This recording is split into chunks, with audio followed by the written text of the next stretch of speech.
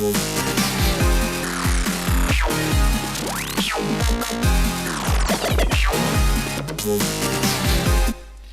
guys, welcome back to massivesynth.com tutorials. If you're not already, make sure you get yourself subscribed to our YouTube channel, youtube.com/ADSR tuts. This is part 3 of the kind of Dubstep Growl loop we've been putting together this month, this feature. We're looking less at kind of rebuilding sounds with Massive and more at just kind of producing a loop. So we've got this loop so far, various different instances of Massive, different wobbles, and then we kind of bust them together. We've got them coming down this one channel here. So the first thing we did with this is some basic EQ. We've EQ'd the individual channels, just rolling the kind of lower frequency off, and then on this bus channel got quite a steep 48 dB high pass filter, 96 Hz, just cutting everything off below that. So, and the first things to do or to look at here is putting a sub that underneath those kind of bass notes really. So what we can do is create a new software instrument in Logic and select Massive, keep it as mono, it's a bass sound, so we can just keep this monophonic and just copy these MIDI notes over really. So this bass here providing quite a lot of the bass notes, just to get a general kind of bass pattern, and just fill in the gaps with these. We can just copy and paste these various MIDI notes onto this sub channel here, with all these blocks copied down. Just highlighted a lot of them and glue them together. We can have a look in here.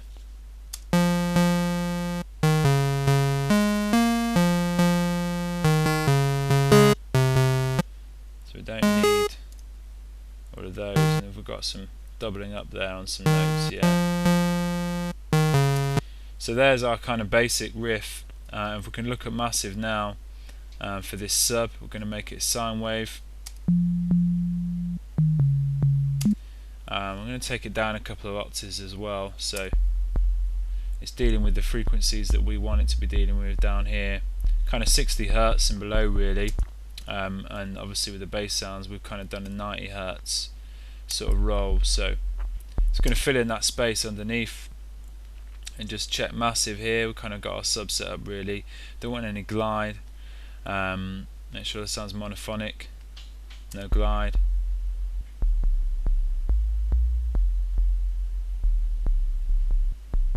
And we're getting a bit of mids and tops just from the kind of clipping really, so we can look at this envelope here a bit, push the sustain up,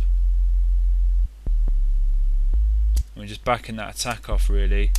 We can go one step further, do a bit of a low pass filter, steep slope again, 48 dB,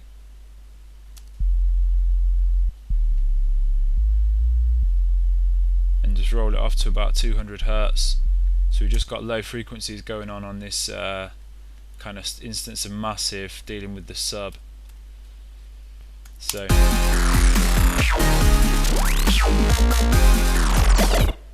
rename that channel sub. So that's our sub setup really.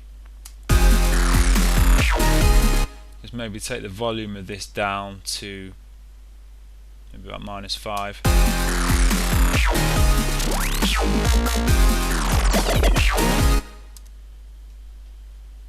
So with that set up, the next thing we could look at is kind of dealing with this bus channel and just treating all of these individual instances of Massive as kind of a whole really, and just gelling them together using some compression and some distortion.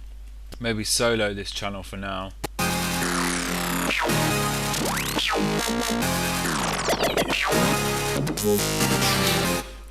We can see that the levels maybe need some taming. We could use a compressor here to just shape some of these dynamics. So I'm going to go for some FabFilter stuff again, as we've been doing a lot of stuff with FabFilter recently. So go for this Pro C compressor, and so I'm going to go for a sharp knee here to just to make it sound a little bit more bitey, this compressor, and style classic. Put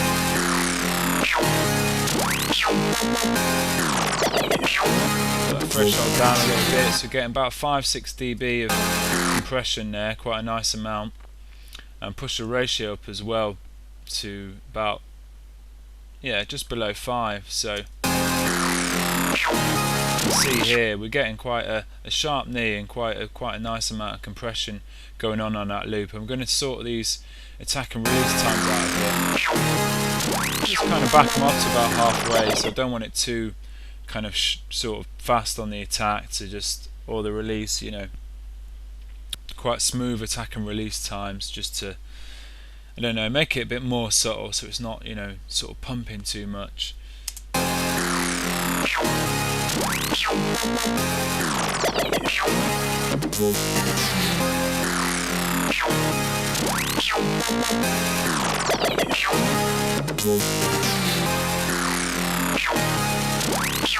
Maybe back that threshold off a little bit. We've got a nice, yeah, about 4 to 5 dB of gain reduction there. Bypass it.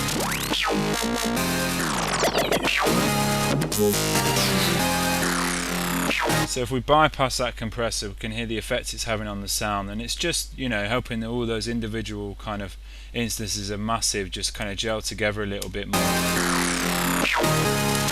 So the next thing I wanted to add was FabFilter Saturn to just kind of grit the sound up a little bit, just introduce some distortion. So load that up there underneath the compressor. So we're kind of compressing the sound, and then we're going to distort that compressed signal a little bit, and that's going to help, the distortion is going to help compress it even more. So what I'm going to do with this is go for the gentle saturator preset and just push this dynamics right up as well, so it's just kind of leveling the sound even more. And push this band 1 treble and the presence up slightly as well.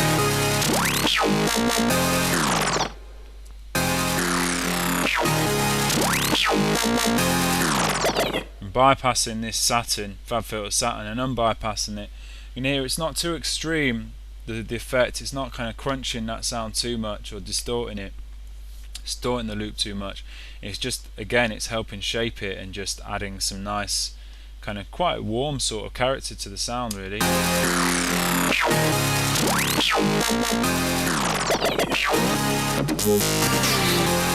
It's just making it sound thicker and bigger, really, and just, don't know, more processed, so more polished and stuff. So one thing I noticed actually, you know, producing this loop now,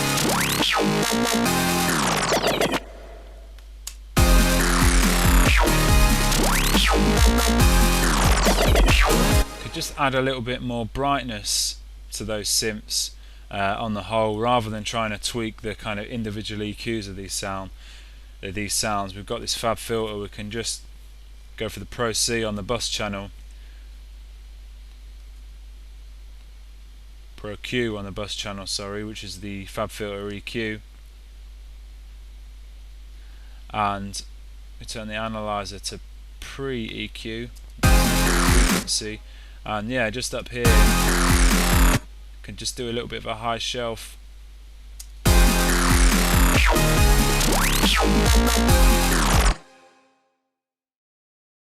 10K and above, really, just, you know, 1.39 dB, simple high shelf, and it's just brightening that whole loop up. And I've also noticed here on this analyzer the distortion and maybe the compression as well is introduced a little bit of low end in there. So what I might do is just copy this EQ from up here, copy it to the bottom as well, so we know we've not got any kind of sub frequencies coming off this channel that are going to interfere with our sub that we've created in massive there.